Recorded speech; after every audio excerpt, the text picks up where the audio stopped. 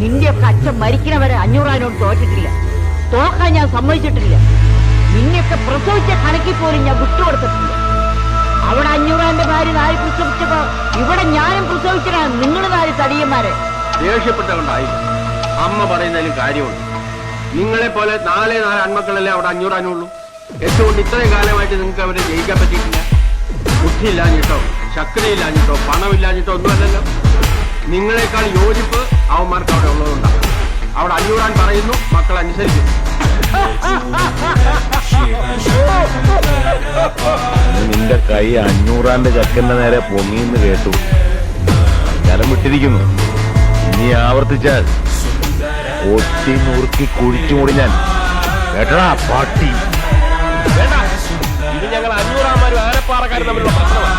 ആരെങ്കിലും ഒരുത്തം വീടുമ്പോ വന്നാൽ മതി. ശവമെടുക്കാൻ നമ്മുടെ വീട്ടിൽ പറഞ്ഞിട്ടെന്താ കാര്യം? എല്ലാരും കൂടെ നിന്നെ എടുത്തിട്ട് തട്ടും.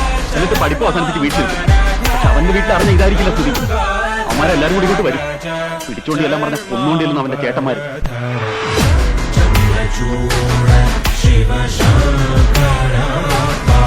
നിങ്ങൾക്കറിയില്ലേ പെണ്ണുങ്ങളുമായി ബന്ധപ്പെട്ട ഒരു കേസിലും 500 ആന്മാർ ഇടപെടില്ലെന്ന്?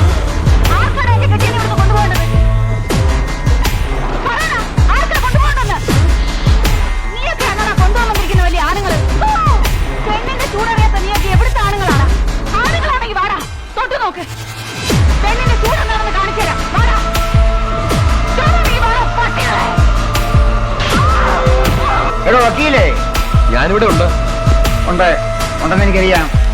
താൻ ഫോണിൽ എടുത്ത് കറക്കി നമ്മുടെ പിള്ളേരേക്ക് ഒന്ന് വരാൻ പറ.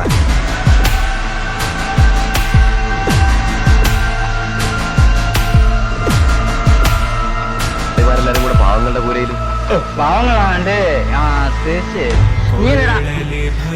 നീയല്ലടാ പറഞ്ഞ ഇതെല്ലാം ആനപ്പാറയിലെ ഗുണ്ടകളാണെന്ന്. അങ്ങോട്ട് ചെന്ന് ആ കുട്ടിയെ ഇറക്കിട്ടോ. ചെറുക്കനെ കൊണ്ടുപോകാന്നാണല്ലേ? നടക്കൂല പോലെ. നടക്കൂലേ?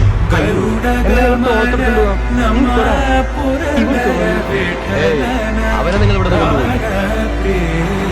കൊണ്ടുപോകും. ഒരാളെ ഇത് കടപ്പുറമാണ്. ഇത് കടലിൽ നിന്ന് മീൻ മാറണ കയ്യും നാറും. ഇത് ഞാൻ ചന്തി കരുതുന്ന കയ്യാ. നിന്നെ നാറ്റാൻ ഇത് മതി.